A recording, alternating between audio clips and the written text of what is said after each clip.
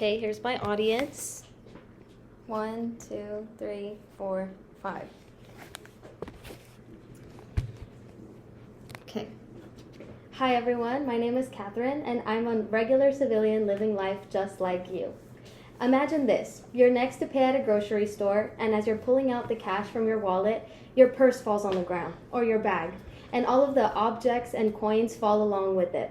As you're scrambling to pick up the stuff from the ground, the people behind you are growing impatient. So what do? You leave the pennies on the ground and you think to yourself, what are pennies good for anyway? I claim that despite the want to get rid of the penny, it's a positive aspect for the US. The penny is like a nickel, dime, quarter. It has a lesser currency than those, and that's why people don't like them. The penny is important because of its history in the US. It was America's first stable currency coin in the 1780s. Secondly, charity relied on coin collections, or it currently relies on coin collections.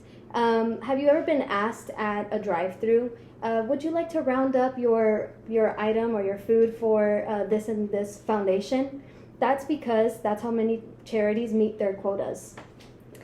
People against the penny say the production of it loses profits to that of its currency. So they think that the amount of money that it costs to make it and distribute it costs more than the penny itself.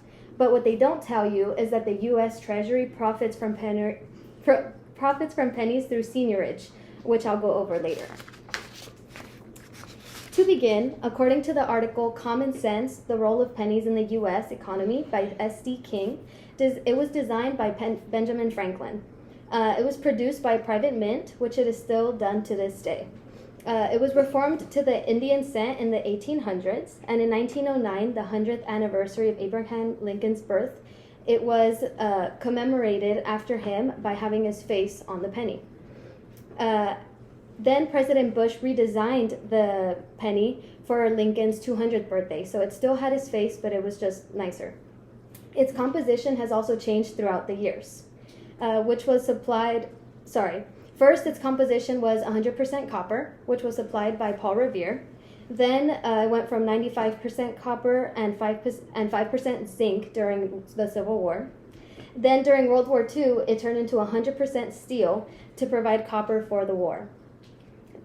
So it has a lot of sentimental value and carries history and time in its round capsule. And also in a Gallup poll in 2012, it revealed that 2/3 of Americans who participated in the survey wanted to keep the penny, which I think was because of its sentimental value. Now let's veer back to the charities. An organization called Americans for Common Sense, aka the ACC, revealed that penny charities, for example, Habitat for Humanity and Ronald McDonald House Charities, their main source was pennies to raise money. This was helpful because a lot of people with lower economical backgrounds were able to actually donate, because a lot of people that don't make that much money, it's hard for them to donate actual dollars and stuff like that. And pennies, it's easier to round up, which is why they do the drive-thrus.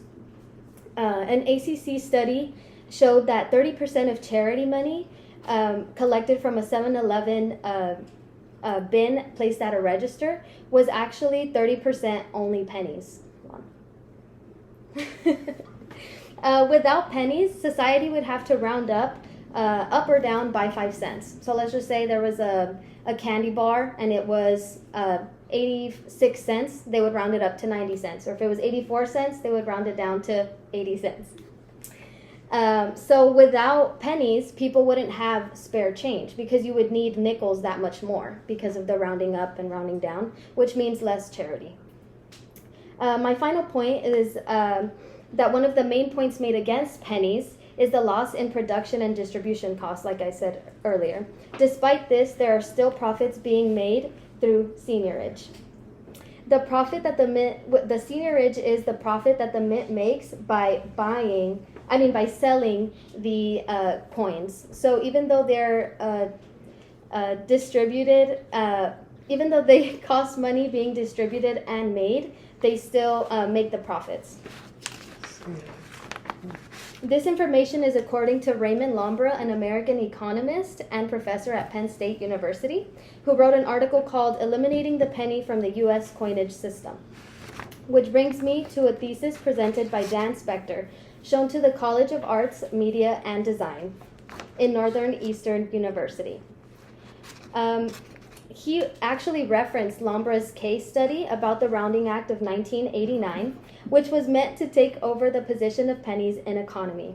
Its purpose was to round the total, including tax, to the nearest nickel. So, like I mentioned earlier, it would be, like, let's just say it was a bag of chips. The bag of chips is $3.84. It would be $3.80. And if it was $3.86, it would be $3.90. The downfall of this is that customers would lose money for buying products. Lombra conducted a case study at a local grocery store, tallied up the total gain and loss for the customers, and was met with a 60 to 93% chance of the purchases being rounded up. So customers are actually spending more money if the pennies were eradicated. So civilians would lose profit for not having pennies, like you and me. To conclude, because of the penny's deep-rooted history, its positive impact on charities and profits for those in need, and its help in relieving government debt through seniorage, the penny does more good than harm in our economy. So next time you see a penny on the floor, pick it up and use it. And maybe all day long you'll have good luck. Thank you. And then there's 1, 2, 3, 4. What about me now? Good job.